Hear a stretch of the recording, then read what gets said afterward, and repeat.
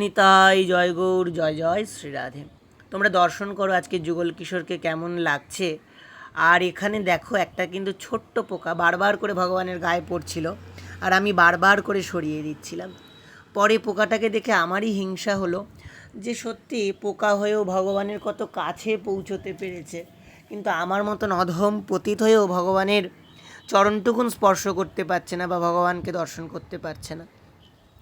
তো সন্ধ্যা আরতি শেষ, এবং সন্ধ্যা আরতির পর কিন্তু আমি একটু যাচ্ছি বাজার যাচ্ছি বলতে বাজারে ঠাকুরের ওই জামার জন্য ওই লেসগুলো হয়, ওগুলোকে কী বলে, জড়িগুলো হয়, ওই জড়িগুলো নিব। তো এই দুটো কালারের জড়ি খুব পছন্দ হলো, তার মধ্যে হলুদ জড়িটা বারবার করে হাত দিয়ে দেখছিলাম, কারণ আমি যে ড্রেসটা বানাবো ঠাকুরের জন্য সেই ড্রেসটার মধ্যে, মানে আমি বানাবো না, আমার যে বানাচ্ছে শিষ্যমে, ও যে ড্রেসটা বানাচ্ছে তার মধ্যে হলুদ জড়িটা খুব ভালো লাগবে। কটা বোতাম নিলাম, মাপার ফিতা নিলাম, আর নিয়ে কিন্তু বাড়িতে চলে এসেছি। দেখো এই 2 পাতার টিপ বোতাম নিয়ে এসেছি, ঠাকুরের ড্রেস বানাতে তো লাগেই।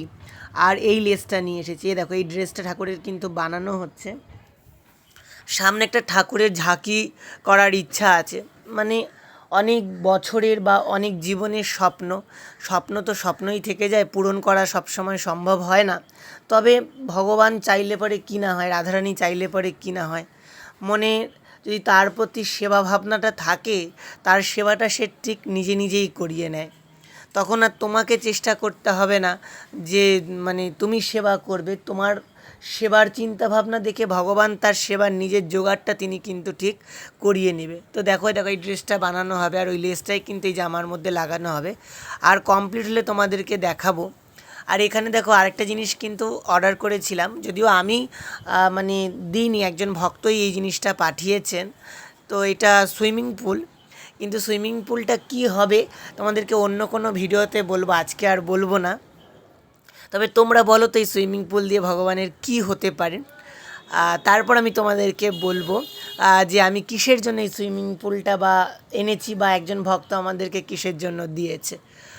আর নিত্যদিনকার মতন কিন্তু ঠাকুর সেবার জোগাড়টা করে নিচ্ছি। এখানে কিন্তু রাতে ঠাকুরের একটু আলু ভাজবো, বাদাম ভাজবো, আর শশা কুচি ফল দিয়ে কিন্তু রাত্রে ঠাকুরের ভোগ কিন্তু কম সময় লাগে না। আমরা ঠাকুর সেবাটুকুন দেখাই, ওই ঠাকুর সেবা বাদ দিয়ে পূজার আয়োজন, পূজার জোগাড়, এই সকল কিছু করতে কিন্তু বহুত সময় লাগে। এই জন্য পুরো দিনটাই যারা ঠাকুর সেবা করে তারা অন্ততপক্ষে জানে যে ঠাকুর সেবা ছেড়ে বাইরে কিন্তু যাওয়ার জো নেই। আর যখনই বিষয়ী মানুষজন বলে যে সারাদিন তুমি কি করো, তাদেরকে কিন্তু উত্তর দেওয়ার কোনো ভাষা থাকে না। সত্যি ভগবানের সেবার মধ্যে থাকলে দিনটা যে কিভাবে বেরিয়ে যায় তা কিন্তু কোনো ভাষাতে বলা সম্ভব নয়। এদিকে কিন্তু আমার আলু ভাজাটা মোটামুটি আমান্য করা সম্পূর্ণ, কারণ আমরা কাটা বলি না, ভগবানের জিনিস কোনো বস্তুকে কাটা বলা হয় না। আর এদিকে দুটো কড়াইতেই কিন্তু বসিয়ে দিয়েছি, এদিকে আলুটা ছেড়ে নিলাম, আর ওদিকে কিন্তু আমি বসিয়ে দিয়েছি বাদাম ভাজাটা, মানে একে একে সব কিছুই কমপ্লিট করে নিচ্ছি। এদিকে দেখো বাদাম ভাজাটাও হয়ে গেছে, এগুলোকে একটু নাড়াচাড়া করে দিয়ে এরপর কিন্তু আমি ফলটাও বানিয়ে নেব, কারণ রাতের সেবার টাইমটা খুব, মানে রাতটা যে কিভাবে চলে যায় তা তোমাদেরকে কিন্তু আমি বলে বোঝাতে পারবো না। আর এদিকে দেখো ফলটাও নিয়ে চলে এসেছি, শশাটাও ধুয়ে নিয়েছি, আগে একবার ধুয়ে নিয়েছি, তারপর আরেকবার ভালো জলে ভিজিয়ে নিলাম। এবার কিন্তু ফলটাকে আমি আমান্নি করব। তো চলো আগে ফলটাকে আমান্নি করে নিই, তারপর তোমাদেরকে দেখাচ্ছি। তোমরা কিন্তু অবশ্যই আমাকে জানিও যে এই লেসটা যেটা আনলাম বা জড়িটা আনলাম, এই জড়িটা কিন্তু কেমন লাগছে। আর জামাটা কমপ্লিট হয়ে গেলে তোমাদেরকে তো আমি বলেছি নিশ্চয়ই তোমাদেরকে দেখাবো যে সেই জামার মধ্যে জড়িটা লাগিয়ে কেমন লাগছে। হ্যাঁ, জামটা দেখে নিচ্ছিলাম বারবার করে, যে আমের মধ্যে কোনো পোকা আছে কিনা, ওই জন্য বারবার করে ভাবে দেখছিলাম। ভগবানের সেবার বস্তু একটু পরীক্ষা করে নিতে হয়, যেটা ভগবানের কাছে লাগবে সেটা সবসময় উত্তম বস্তু ভগবানকে নিবেদন করতে হয়।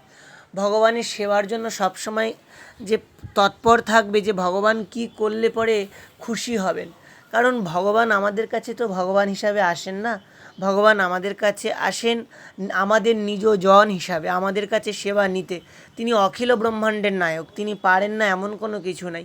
তিনি চাইলে পরে অখিল ব্রহ্মাণ্ডটাকে তিনি চালাচ্ছেন। তিনি চাইলে কি নিজের সেবা নিজে চালিয়ে নিতে পারেন না? অবশ্যই পারেন। তিনি ভক্তকে আনন্দ দেওয়ার জন্য আর ভক্তর হৃদয়ে সুখ বর্ধন করবার জন্যই কিন্তু তিনি লীলা করেন। তো যাই হোক, দেখো এখানে কিন্তু আমার সবজি আমান্য করা ফলটা আমান্য করা কমপ্লিট হয়ে গেছে।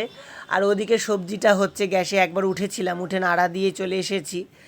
আর এরকম করে ঝিরিঝিরি করে শশাটা বানাচ্ছি, কারণ ওই তোমার করব, মানে আলু ভাজার সাথে শশা বাদাম ভাজা একসাথে মিশিয়ে দেব, বেশ সুন্দর লাগে ভগবানকে দিলেও আর প্রসাদ পেতেও।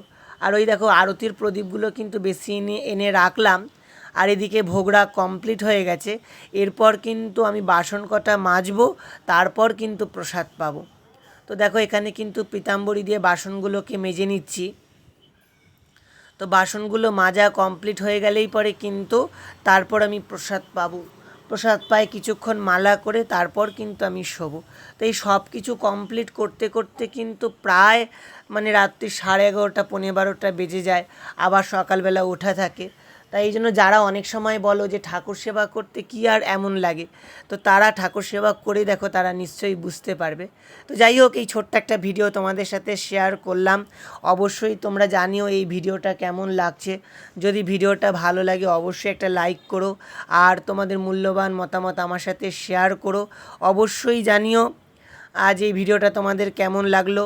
তোমরা সকলে সুস্থ থাকো, ভজনে থাকো, ভগবানের নামে থাকো, এটাই বলবো। আর সবাই চেষ্টা করো ভগবানের বেশি বেশি করে নাম করার। জয় জয় শ্রী রাধে, জয় জয় শ্যাম।